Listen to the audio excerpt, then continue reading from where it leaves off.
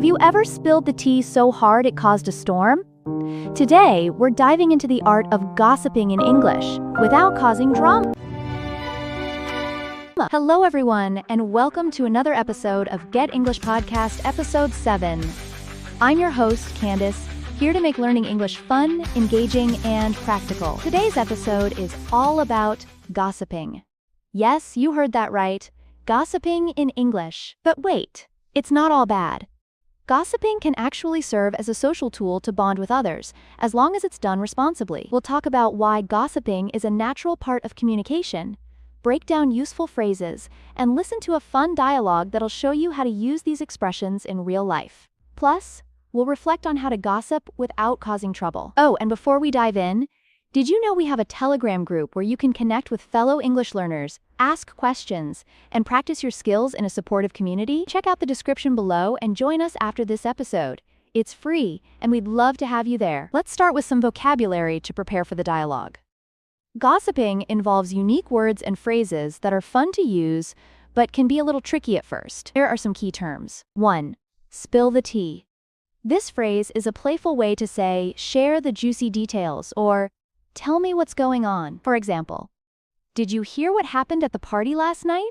Spill the tea. 2. Rumor. This is a piece of information that's being passed around, but it might not be true. Example, there's a rumor going around that the new manager is quitting. 3. Hearsay. Information that you've heard from someone else but don't have evidence for. It's often less formal than a rumor. Example, I don't believe it. It's just hearsay at this point. Backstabbing. This refers to talking negatively about someone behind their back or betraying them. It's the kind of gossip we should avoid. Example, I can't trust her after all that backstabbing. Let's head into today's dialogue. Picture this. It's a busy office break room. Sarah and Mike are co-workers catching up during their coffee break, but their chat quickly turns into a gossip session. Let's listen in. Mike, did you hear about Alex? No, what happened? Spill the tea. Okay, but you didn't hear this from me. Apparently, Alex is leaving the company. What? No way. Who told you that? Jessica mentioned it. She said she overheard Alex talking to the boss about a new opportunity. But isn't that just hearsay? Alex hasn't said anything to the team. True, but Jessica seemed pretty sure. And you know she's usually in the loop. Yeah, but I wouldn't want to spread a rumor that might not be true. What if Alex is just asking for a raise? Good point. Maybe we should just wait and see. Did you catch all of that? Let's break it down. This dialogue is packed with useful expressions. Let's go over them. Spill the tea. Mike uses this phrase right away to ask Sarah to share the juicy details. It's informal and fun, perfect for casual conversations. Hearsay. Mike is cautious and describes what Jessica overheard as hearsay, meaning it's unverified. This is a polite way to indicate doubt without dismissing someone entirely. In the loop. Sarah says Jessica is usually in the loop, meaning Jessica is often well-informed. This is a great phrase to use when describing someone who's up to date on the latest news. Spread a rumor. Mike's response shows he's thoughtful. He doesn't want to pass on information that might not be true. When you use these expressions, they'll help you sound more natural and confident while navigating conversations about gossip. Now that you know some phrases, let's talk about how to gossip responsibly. Gossip can be tricky. It's a social tool, but it can also hurt people if handled carelessly. Here are 3 tips to keep in mind. 1. Stick to light topics. Gossiping doesn't have to be mean. Share funny or interesting stories that won't harm anyone, like news about a celebrity or a quirky workplace moment. 2.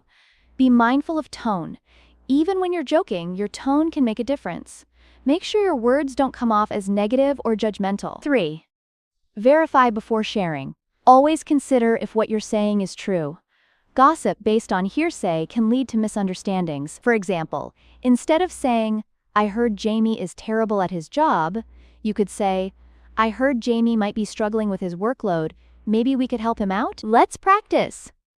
I'll share some gossip-style sentences, and I want you to guess if the tone is positive or negative. Afterward, I'll explain why. 1. I heard Emma just got promoted. Good for her. Positive. Compliments like this are a safe way to gossip. 2. Apparently, Chris messed up the project again. Negative. This could damage Chris's reputation. 3. Did you know Anna's been volunteering every weekend? That's so inspiring. Positive. Sharing someone's good deeds is a kind way to spread news. How did you do? Remember, focus on using gossip to connect with others, not to tear people down. A quick note about gossip across cultures. Gossiping is universal, but the style of gossiping can vary. In English-speaking cultures, people often use playful phrases like "spill the tea" or "did you hear" to start lighthearted conversations. However, in some cultures, people might be more reserved, preferring to keep personal matters private.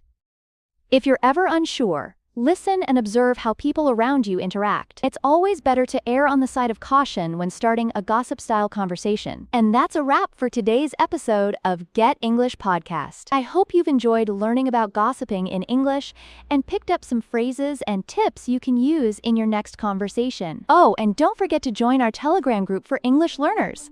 It's a great place to practice, ask questions, and chat with people just like you. The link is in the description below, so make sure to check it out. Until next time, stay curious, stay kind, and keep practicing your English. Thanks for listening, and I'll see you in the next episode. Bye for now.